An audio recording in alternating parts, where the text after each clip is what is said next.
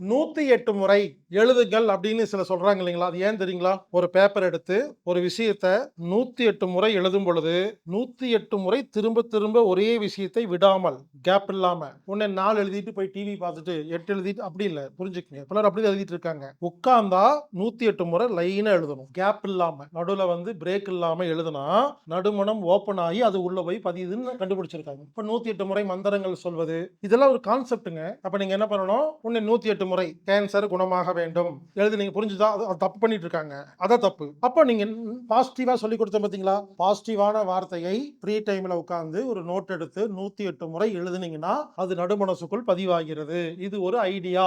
அப்ப என்ன சொல்றாங்க கோவில்ல எல்லாம் 108 முறை எழுதி கொண்டு வந்து அந்த பேப்பரை கொண்டு வந்து சாமி கிட்ட போடுங்கங்கறாங்க இல்லீங்களா?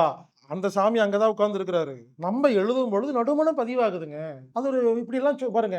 இப்படி எல்லாம் சொன்னா பாமர மக்களுக்கு புரியாதுங்கிறதுனால அந்த காலத்துல என்ன பண்ணிட்டாங்க? எல்லாமே ஒரு சாங்கியம், சம்பிரதாயமா பண்ணிட்டு போயிட்டாங்க. 108 முறை இனிமேல் நடுமனசுல ஏதாவது பதிவாகணும்னா 108 முறை பாசிட்டிவாக எழுதுங்கள்.